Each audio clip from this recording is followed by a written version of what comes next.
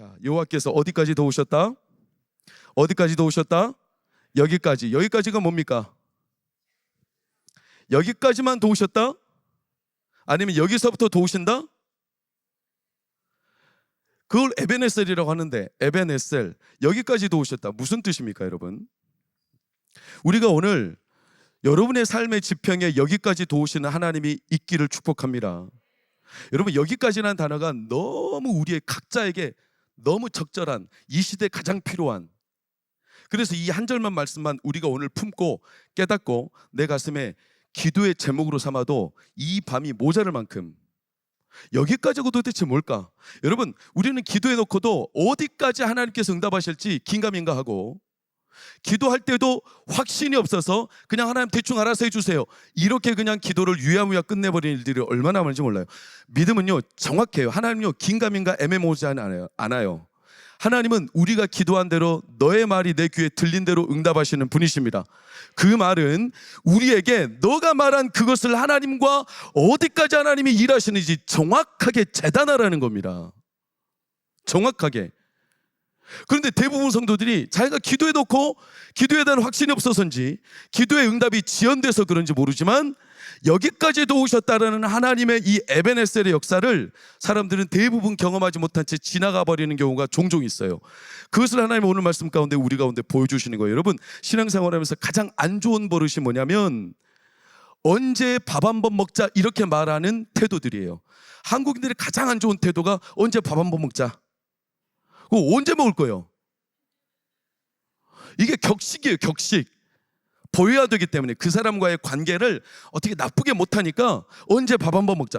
근데 언젠가 외국 유학생들과 함께 TV 방영하는 프로그램을 봤더니 독일이나 이런 서구에서는 언제 밥 한번 먹자 이렇게 말을 하면 반드시 되돌아오는지, 그럼 언제 먹을까 이렇게 나와요. 정확하게 시간과 약속을 해야 돼. 근데 우리는 언제 밥 한번 먹자, 이게 그냥 의례적인 행사예요. 행사. 긴가민가해요. 애매모호해요. 정확하지 않아요. 그리고 그냥 넘어가 은근슬쩍. 여러분, 하나님 앞에서도 우리가 이런 태도가 늘 있어요. 성경에서는 너희의 기도와 너희의 간구, 너희의 믿음의 반응이 예 또는 아니요, 분명해야 된다고 그랬어요. 예 또는 아니요. 여기에서 지나는 것은 뭐다? 죄라고 그랬어요. 죄. 여기에서 지나는 것은 하나님께서 기뻐하지 않는 거다. 왜냐? 자기 생각이 개입되고 있다는 거예요. 하나님의 말씀이 예 또는 아니요 분명한데 사람들은 여기에서 지나도록 자기의 생각을 개입해서 더 뭔가를 덧붙여.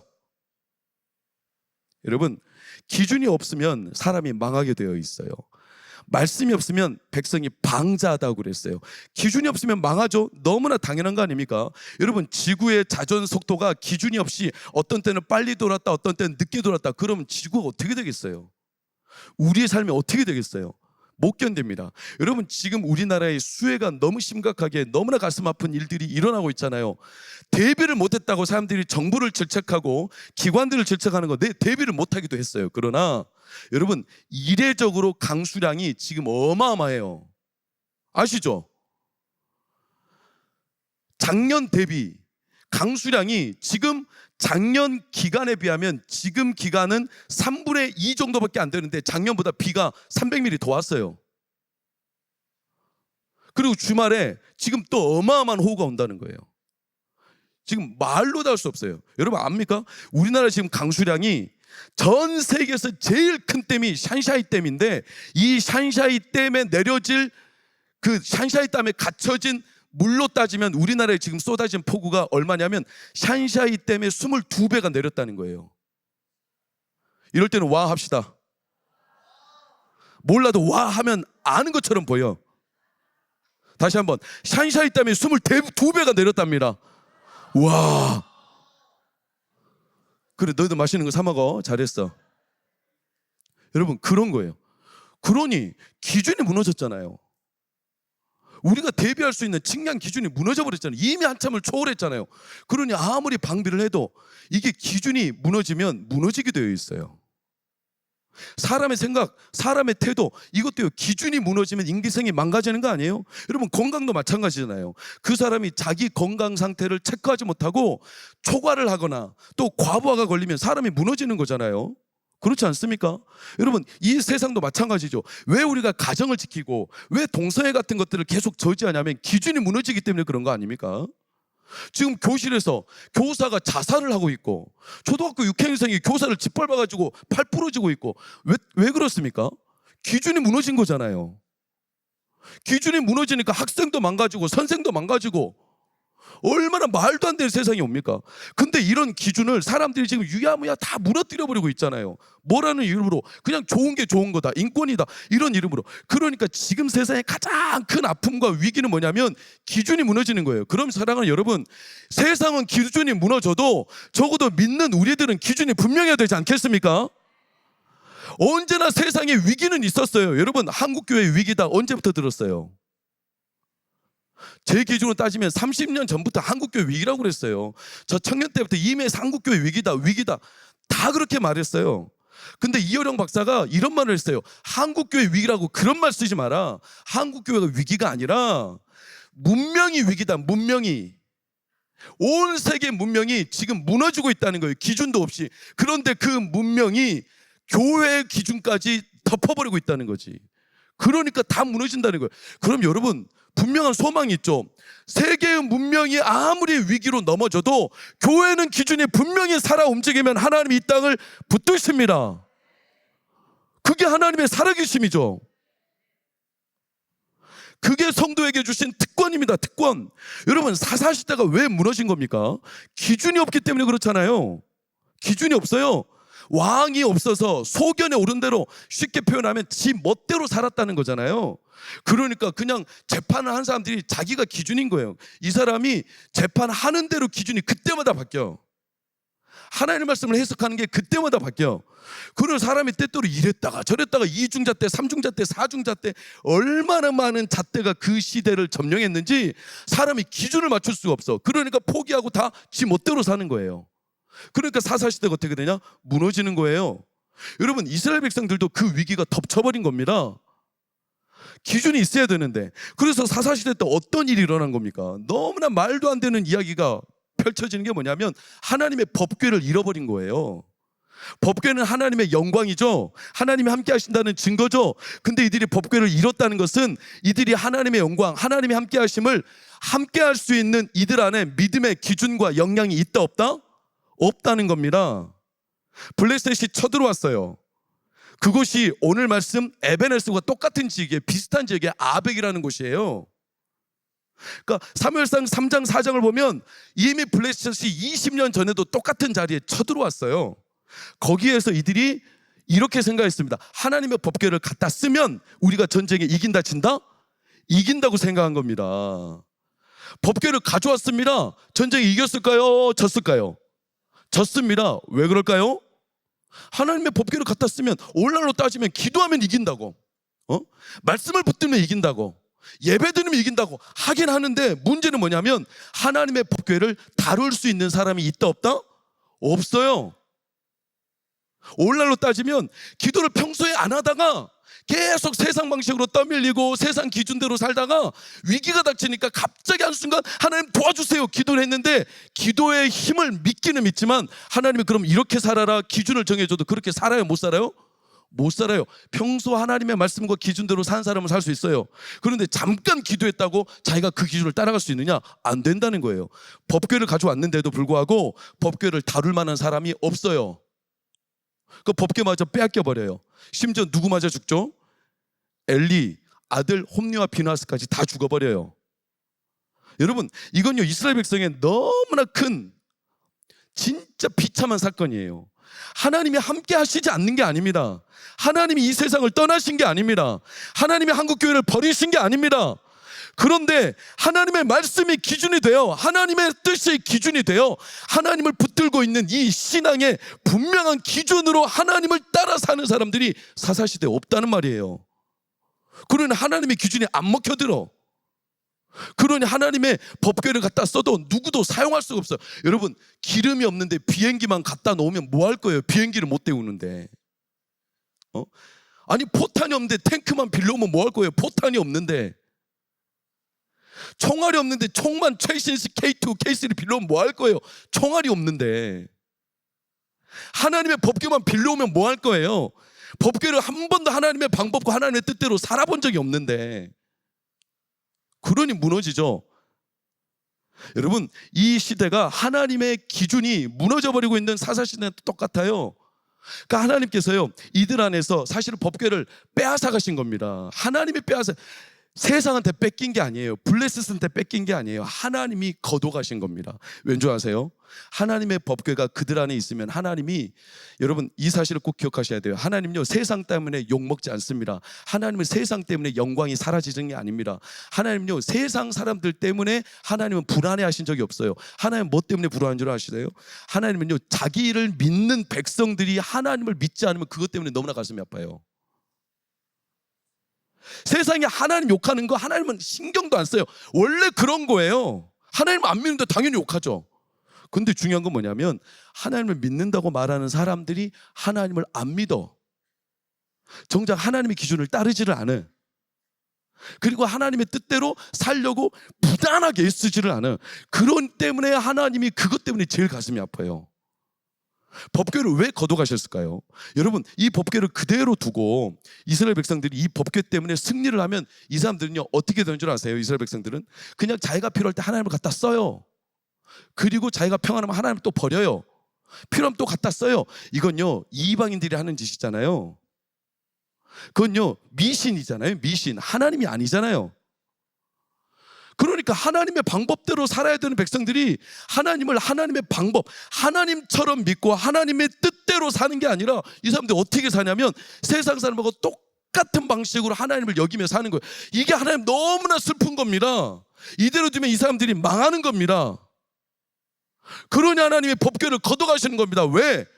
그래야 이들이 깨닫는 겁니다. 하나님은 하나님의 뜻과 하나님의 말씀을 신실하게 믿고 따르는 사람을 통해서 하나님은 자신의 영광을 드러내십니다. 이게 성도의 특권이죠, 특권. 여러분, 우리 자녀들을 교육할 때 저희들은요, 진짜 좀 신실해야 합니다. 저부터 비롯해서. 제가 존경하는 목사님이 어느 날 그 교회가 지방에 있는데도 저기 멀리서 교회를 와요. 워낙 그 목사님이 훌륭하게 목회를 하시니까. 그래가지고 설교도 너무 은혜롭고 잘해요. 그리고 막 그분 곁에 있으면 뭔가 될 것 같아. 그래서 자녀들 데리고 항상 예배를 참석해요. 근데 이 자녀가 어느새 고3이 됐어요. 고3이 됐는데 목사님한테 면담 신청을 하고 기도를 받고 싶대. 그래서 목사님이 멀리서 오니까 너무 고마워서 기도를 해주겠다고 받아준 거예요. 주일 아침에 만났죠. 근데 이 부모님이 자기 자녀를 위해서 기도를 하는데 뭐라고 하냐면, 이제 내 자녀가 고3이 됐어요. 고3이. 그래서 목사님, 고3이 되면 아침 일찍 주일날도 어딜 가야 돼요? 학원을 가야 되잖아요. 그래서 학원에도 가야 되고, 그러니까 고3 때는 그 동네 1시간 반인가 2시간 떨어진 곳에서 늘 오는데, 그 동네 그냥 교회를 다니게 하고 이제 이 교회는 1년 동안 쉬겠다는 거예요. 그래서 목사님이 극진히 축복해 줬어요. 뭐라고? 하나님, 이 학생이 서울대 가고 싶어서 저기 4시간 떨어진 서울대를 가고 싶어서 2시간 떨어진 교회를 안 오겠답니다. 이 학생은 가장 가까운 대학으로 보내주세요. 가장 가까운 대학이 어딜까요? 울산대요, 울산대. 그랬더니 부모님이 뭐예요? 축복 기도를 할 때니 뭔 저주를 퍼붓고 있어요. 목사님, 집사님, 아니 서울 4시간, 서울대 4시간, 이 거리를 가기 위해서 1년 동안 2시간 거리 교회를 안 와요? 아니 2시간 교회도 못 오는데 서울대 4시간 거리를 어떻게 가려고 그래? 나중에 문제 터지면 이 학생이 진짜 하나님 따라 가겠어요? 거리가 8시간, 10시간 멀어지고, 그럼 진짜 이 학생이 하나님 기준으로 살겠어요? 오늘부터 교회 오지 마세요. 그 목사님 진짜 대담해. 저 같으면 그렇게 못해요. 저는 진짜 기준이 부족한 사람이라. 그래가지고 쫓아내버렸어요. 왜요? 살려야 되니까. 여러분, 우리의 자녀들이 고3 때 하나님을 붙잡지 못하면 그보다 더한 문제 왔을 때 하나님 붙잡겠습니까? 어떻게 생각하십니까? 내 자녀들이 위기가 터졌을 때 진짜 하나님의 기준대로 그래도 내가 버티고 살아봐야 되겠다, 이 과감한 용기가 없고 하나님 앞에 기도하고 하나님 앞에 무릎 꿇고 하나님, 나 인생의 위기를 만났는데 이 위기가 하나님과의 첫 단추입니다. 첫 단추. 이 첫 단추에 내가 하나님 앞에 딱 첫 단추를 제대로 꽂지 않으면 앞으로 이보다 더한 고난이 왔을 때 어떻게 하나님 의지하겠습니까? 그러니까 저 여기에서부터 하나님 앞에 딱 붙들리게 해 주십시오. 그래야 앞으로 더한 시험이 왔을 때 이길 거 아닙니까? 여러분, 코로나는 끝났어요. 코로나가 끝나면 앞으로 더한 재난, 코로나, 메로나, 발로나 얼마나 많이 오겠어. 코로나라고 안 오고 뭐라고 안 오고 그러면 앞으로 더한 고난은 어떻게 오겠어? 예수님 오시기 직전에 어마어마한 고난이 세상에 대지앙 임하는데 어떻게 예수님 따라갈 겁니까? 기준이 무너지면 죽는 거예요.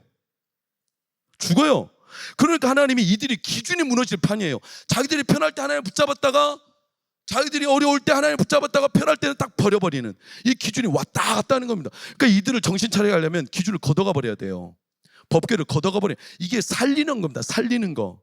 사랑하는 여러분, 때로는 하나님께서 우리의 삶에 내가 진짜 필요하다고 여기는 것을 걷어가실 때에는 다 이유가 있어서입니다. 나를 살리시기 위함입니다. 여러분, 취직이 안 돼요? 대학이 자꾸 떨어져요? 자녀들이 앞길이 안 풀려요? 뭔가 모르게 우리 가정에 반복되는 여러 가지 어려움이 있어요? 여러분, 모두 그렇게 해석할 수는 없지만 그러나 우리는 한 가지는 명확해요. 내 삶이 하나님과 우연히의 관계가 아니라면 하나님의 뜻에서 반드시 바라봐야 합니다. 하나님이 왜 이거를 막아놓으실까? 왜 이것을 저지하실까? 왜 이것을 안 되게 하실까? 왜 이게 내 기도의 응답대로 안 될까? 여러분, 잘못해서가 아니라 하나님이요, 그 걷어가시는 과정을 통해서 우리에게 기준을 명확하게 하시는 겁니다. 왜 법궤를 걷어가십니까? 기준이 명확해야 돼요. 지금 사사시대가 왜 무너졌는데, 다 남들 기준 따라 사느라고 사사시대가 무너졌는데 이스라엘 백성들이 똑같은 기준을 가지고 하나님을 이용해 먹으려고 하고 있어요. 그 증거가 뭐냐? 사무엘상 6장을 보면 6장 여러분 3절 한번 보세요. 제사 뭐? 속건제. 자, 법궤를 빼앗겼어요. 법궤를 빼앗긴 곳에서 막 난리가 나죠. 이건 너무나 긴 스토리니까 여러분들 그냥 사무엘상 5장을 읽어보세요. 블레셋 다곤 신전이 손목 팔목 다 떨어져 가지고 나가 떨어져 있고 독종이 일어나고, 그러니까 하나님의 법궤가 가는 곳마다 사람들이 감당이 안 되는 거예요. 이걸 감당할 수 있는 사람이 없는 거예요. 그게 그 시대의 현실이었어요. 하나님의 영광과 하나님의 뜻과 하나님의 마음을 감당할 그릇이 없어요. 그러니까 법궤가 누구에게도 용납이 안 되는 거예요. 그러니까 하나님께서 이런 법궤의 영광을 이스라엘한테, 우리한테 맡겨주셨다는 건 여러분, 우리는 진짜 감사하게 생각하고 이 밤에도 하나님의 은혜를 구하시기를 축원합니다. 아무에게나 주는 게 아니에요. 근데 이들이 너무나 힘드니까 막 사람들이 죽어 나가죠. 이방인들이 어떻게 이 법궤를 처리하려고 하냐면 속건제를 드려요. 속건제. 여러분, 속건제는 뭔지 아십니까? 번제, 소제, 속죄제, 화목제, 속건제가 있죠. 5가지 제사가 있어요. 속건제는요, 배상이에요. 손해배상, 손해배상. 여러분, 손해배상은 누구하고 이루어지는 관계죠? 누구하고 이루어지죠? 이건 남하고 이루어지는 거예요. 남하고. 여러분, 내가 자녀에게 예를 들어서 때렸어. 그럼 자녀가 아빠 나 때렸으니까 똑같이 아빠 나 때릴 거야, 이렇게 자녀와 가족관계 안에서 손해배상을 합니까? 안 하죠. 가족관계, 진짜 가까운 관계는 손해배상 안 해요. 손해배상은 어디에서 이루어지냐면 남남한테 이루어져요. 블레셋 사람들이 하나님의 이 법궤를 갖고 속건제를 드렸다는 것은 이들은 하나님과 관계는 없어요. 하나님의 진노를 누그러뜨리는 게 목적이에요. 우리가 지금 일이 안 풀려요. 지금 일이 계속 꼬여요. 뭔가 부정탄다는 거예요. 세상 말로 액땜을 하네. 액땜. 하나님 노했다. 하나님 빨리 우리 달래주자. 우쭈쭈쭈쭈 하나님 용서해 주세요. 이렇게 달래주는 거예요. 하나님 지금 노했으니까. 그래서 손해배상하는 거예요. 하나님 앞에. 여러분, 하나님을 믿는 사람들이 하나님의 노해가지고 내가 일이 안 풀리니까 하나님을 남처럼 여기고 손해배상하는 게 그 당시 풍습이었어요. 근데 이스라엘 백성도 똑같이 손해배상처럼 여기는 거예요. 말도 안 되죠. 그게 그 시대 이스라엘 백성들. 그러니까 하나님이 얼마나 가슴이 아프겠어요. 여러분, 하나님 앞에 손해배상 안 해도요, 하나님 앞에 다른 거 우리 안 드려도요, 입안만 해도 사사시대 한 사람이라도 하나님과 마음에 어떤 걸림돌 없이 하나님의 기준과 하나님의 뜻이 마음에 꽉 박혀있는 사람 한 사람만 있어도 하나님은 그 시대를 다스리십니다. 그게 하나님의 뜻인 거예요.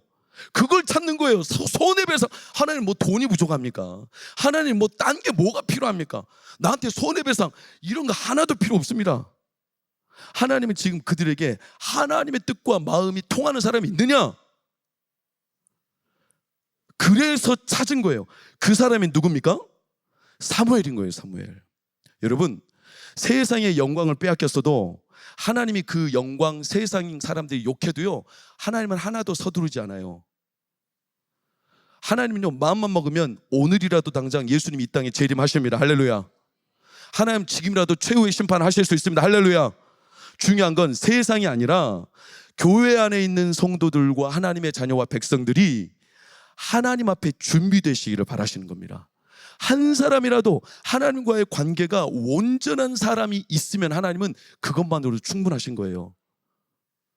그래서요, 법궤를 빼앗긴 지 몇 년 지났다고요? 20년 지났는데 하나님은 그동안 서두르지 않아요. 누구를 기다리고 준비할까요? 사무엘 한 사람 기다리고 준비해요. 사무엘 한 사람. 이 한 사람이면 되겠다는 거예요. 이 한 사람이면.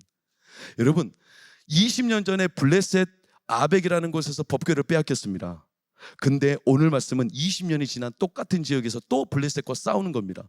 그런데 결과는 전혀 다릅니다. 어떻게 바뀔까요? 하나님의 승리가 그들 가운데 드러납니다. 우박이 떨어지고 천둥, 번개, 우레 막 떨어지면서, 아니 20년 전에는 그렇게 법궤를 갖다가 뭐 해보려고 해도 하나님이 귀등으로도 안 듣고 하나의 역사도 없고 오히려 빼앗겨버리고 영광 빼앗겨버리고 하나님의 기쁨 빼앗겨버리고 더 이상 세상의 교회 안에 성도들 안에 하나님의 임재를 경험할 수 없을 만큼 땅바닥에 떨어져버리고 심지어 법궤에 맺고 갔던 그 엘리의 두 아들 다 죽어버리고 비참한 결과를 이들이 경험했는데 20년이 지나고 뭐가 달라졌길래 똑같은 상황에서 하나님께서는요, 그때보다 훨씬 더 지금 안 좋은 상황이에요. 법궤도 없어요. 지금은 더 많은 군사가 쳐들어온 거예요. 그런데 놀랍게도 하나님께서 그날에는 이상하게 역사하시는데 뭐라고 역사하시냐? 여러분 9절을 보세요. 9절 한번 볼까요? 사무엘서 7장 9절 띄우세요. 9절 다 같이 9절 시작. 사무엘이 젖먹는 어린 양 하나를 가져다가 온전한 번제를 여호와께 드리고 이스라엘 위하여 여호와께 부르짖음에 응답하셨더라. 할렐루야.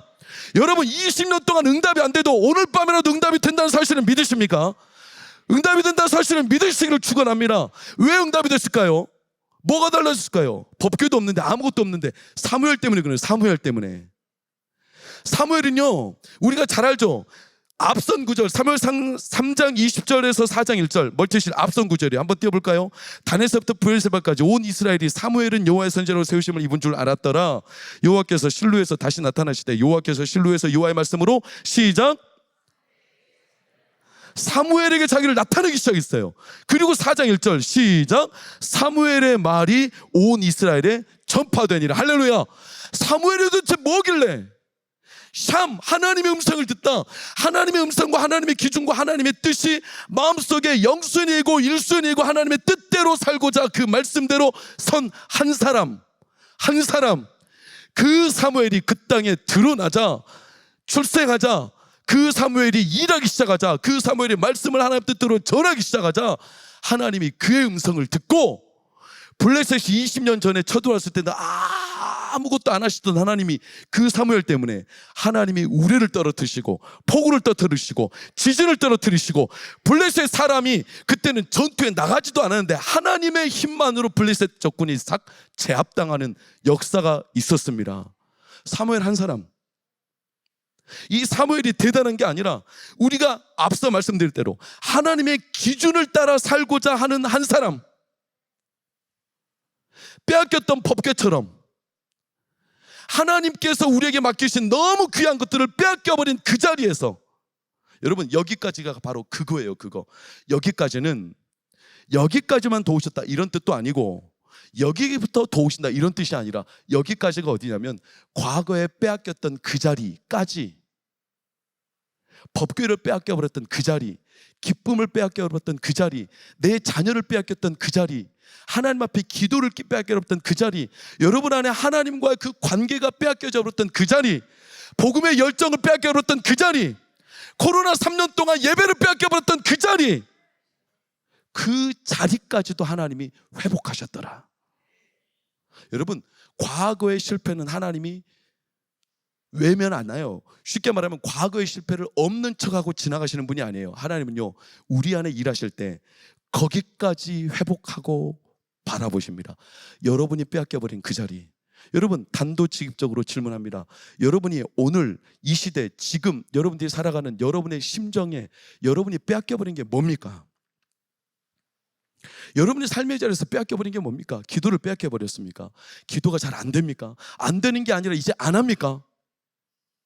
말씀을 빼앗겨버렸습니까? 아침에 눈을 뜨면 말씀에 사모하여 말씀을 읽으면 말씀 때문에 내 영혼이 박동치던 시절 없고, 이제는 가까스로 주일날 설교 본문 그 4구절 5구절 하나 붙들고 삽니까? 영혼에 대한 열정을 빼앗겨버렸습니까? 자녀에 대한 기쁨을 빼앗겨버렸습니까? 이 시대가 뭘 빼앗겨버렸습니까? 그럼 왜 뺏겨버렸습니까? 전투력이 없어서, 세상과 맞서 싸울 어떤 기술력이 없어서, 우리가 지능과 지식이 부족해서, 아니면 우리가 세상에서 나도 모르게 점점 가난해지고 세상보다 훨씬 우리가 후져서? 아니요, 빼앗겨버리는 이유는 딱 한 가지, 하나님의 그 기준과 하나님 뜻대로 살아보려고 애쓰는 성도들이 사라져서. 우리 동관교회는 그런 교회가 되지 않기를 축복합니다. 그래서 우리는 지금 부단히 애쓰는 거예요. 자녀들을 놓고 기쁨을 회복하고 싶고, 하나님을 예배하던 그 열정을 다시 회복하고 싶고, 밤새 기도하던 그 열정을 회복하고 싶고, 일주일에도 하루가 멀다 하고 또 오늘 교회 나와서 기도하고, 그것도 모자라서 새벽에 나와서 또 기도하고, 그것도 모자라서 저녁에 또 학교에서 직장에서 퇴근하다 또 와서 기도하고, 이런 빼앗겨버렸던 기도를 다시 되찾고 싶어서, 내 자녀들과 함께했던 가정예배를 다시 되찾고 싶어서, 그래도 내 삶의 1순위는 항상 하나님 앞에 어떻게 할까요? 어떻게 할까요? 물었던 그 마음이었는데, 이제는 그런 마음 온데간데 없이, 사람들이 바라보는 기준과 세상의 평가들이 너무나 많이 내 마음에 개입하고, 이제는 하나님의 기준이 온데간데 없이 희미해져 버린 그 자리에서 이제는 하나님의 뜻대로 살고 싶은 그 마음을 회복하고 싶어서, 그게 오늘 에베네셀이에요. 여기까지도 오셨다. 사무엘 한 사람 때문에 우리는 여기에 목숨 걸어야 되고, 우리는 여기에 우리의 소망이 있음을 믿습니다. 여러분, 사무엘 한 사람 하나님 기다리신 거예요. 그럼 사무엘 한 사람만 되냐? 아니요, 사무엘 같은 이들을 하나님은 이 땅에 항상 세우시는 겁니다. 저는 우리 동관교회 자녀들이 그런 사무엘이 되기를 축원합니다. 여러분, 그러자면 우리가 이걸 놓고 진짜 마음을 다해서 기도하고 애써야 합니다. 그냥 세워지지 않습니다. 사무엘을 위해서 한나가 하나님 앞에 얼마나, 여러분 한나는요 그냥 기도 응답이 안 된 게 아니에요. 욕을 먹었잖아요. 엘리야한테, 그 당시 그 제사장 목사님한테 술 그만 끊으라고, 그런 식으로 신앙생활 하지 말라고, 자기는 심정이 하나님과 통하는데 그 자리에서 얼마나 욕을 먹었습니까? 그런데도 이 한나는 하나님 앞에서의 기준이 흔들림 없이, 엘리가 남들이 말하는 거 하나도 귀에 안 들어오고, 그 엘리의 저주 섞인 말조차도 한나는 하나님의 응답처럼 아멘 감사합니다 평안히 돌아갔더라. 하나님이 그 한나의 눈물 때문에 사무엘, 하나님의 음성을 들으시는 그 민족을 다시 세우듯이, 오늘 이 밤에 유년부도, 초등부도, 소년부도, 중등부도, 고등부도, 영아, 유아, 유체부도, 우리 청년부도, 농인부, 사랑부도, 우리 자녀들이 다시 하나님 앞에 세워지는 역사가 있기를 축원합니다. 여러분, 여러분의 삶이 그렇게 되기를 축원합니다. 그게 우리에게 주신 오늘 말씀의 기쁨입니다. 여기까지도 오셨더라. 하나님이 여기까지, 여러분이 빼앗겼던 그 자리, 여러분이 빼앗겨버린 그 기도, 그 열정, 기쁨, 하나님과의 관계의 그 열정에 마음속에 사무쳤던 즐거움, 눈물, 오늘 이 밤에 다시 되찾기를 축원합니다. 거기까지도 오시는 은혜가 진짜 하나님의 은혜입니다. 거기에서부터 하나님께서 이 밤 우리 동관교회를 아우르사 성령으로 다시금 우리의 심령을 꿰뚫으사 마음을 활짝 여사, 다쳐버렸고 무너졌던 우리의 삶에 빼앗겨버린 20년, 그 하나님의 영광이 우리 동관교회 안에 다시 사사시대와 같은 이 시대 속에서도 동관교회에 다시 부어지기를 축복하고, 우리 청년들 오늘 밤에 여러분 안에 하나님을 사랑하는 마음이 다시 회복되기를 축원합니다. 여러분의 삶의 우선순위가 하나님이 되기를 축원합니다. 여러분, 그게 여러분의 삶의 제1순위예요. 1순위. 기도를 되찾고 말씀을 되찾고 하나님의 삶의 기준이 우선이 되고, 여러분이 아울리치 가서 고백한 것처럼 우리 동광교회가 여름 사역을 하면서 이 자녀들의 회복이 일어나기를 축원합니다. 그래서 빼앗겼던 하나님의 법궤 영광, 우리 동광교회 다음 세대 안에 다시 일어나기를 예수 그리스도 이름으로 축원합니다.